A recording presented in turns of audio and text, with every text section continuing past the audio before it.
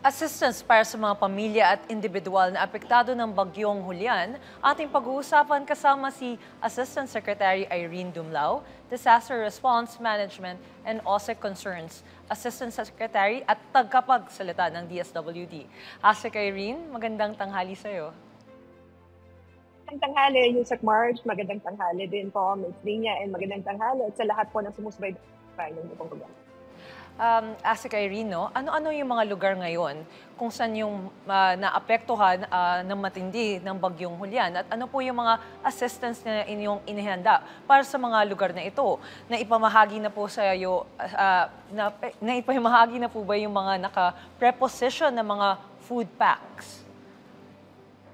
Well, Yusek Marge, batay doon sa ating monitoring, yung Region 2 talaga yung pinaka-apektado, particularly Calayan and Batanes. Sa katunayan, ang DSWD ay nakapag-preposition ng mga family food packs sa provincial government ng Batanes, mahigit 5,800 yung mga family food packs natin dyan. Sa Ivana, meron din po tayong 1,000 family food packs. Sa Uyugan, meron din tayong 1,000. Itbayat, 5,000 mga family food packs ang nakapreposition sa lugar na yan. In Sabtang, meron din tayong mahigit 1,500 na mga family food packs.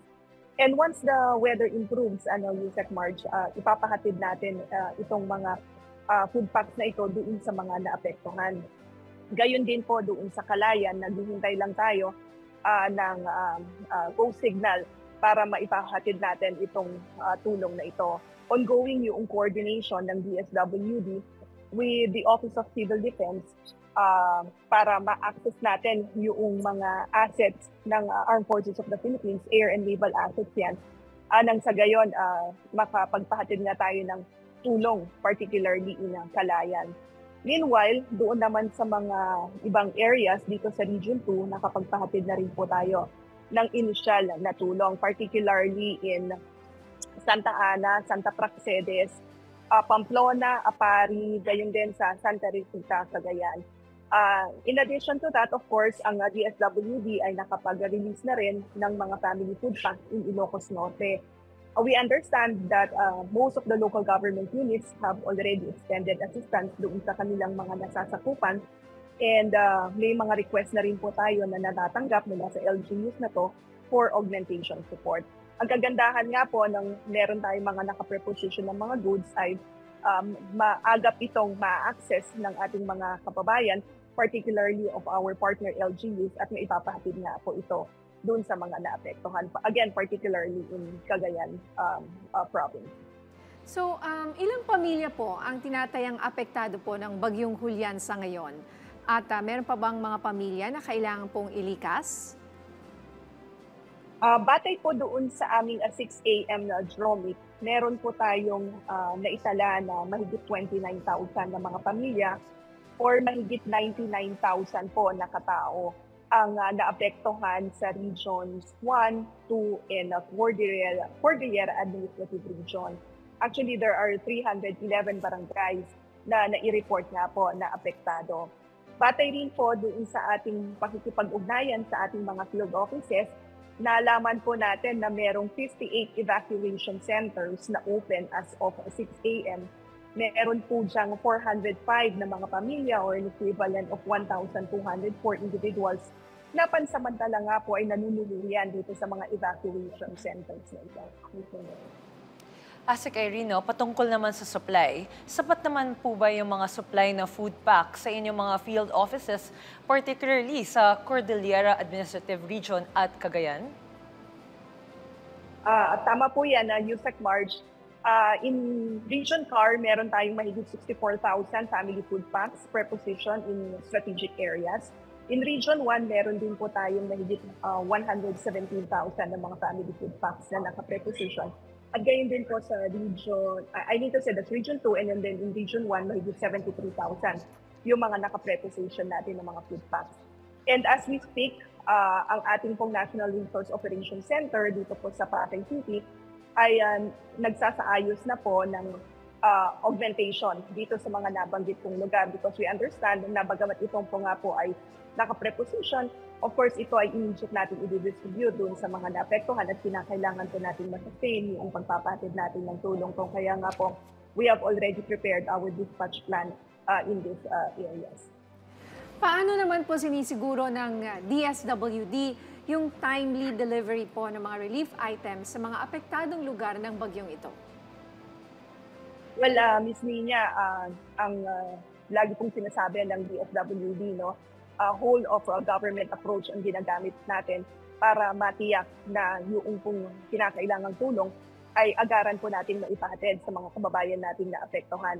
Kung kaya nga po ang DSWD bilang Vice Chair ng Response Cluster ng MRINC ay nakikipag-ugnayan doon sa mga ibang ahensya ng pamahalaan na member ng Response Cluster and at the same time doon sa Logistics Cluster ng MRINC. Kung kaya nga po kanina nabanggit ko na tayo nakikipag-ugnayan na sa Office of the Civil Defense para ma-access natin yung mga air and naval assets of the Armed Forces of the Philippines upang sa gayon makapagpadala tayo ng tulong doon sa mga lugar na apektuhan, particularly yung mga nasa island provinces.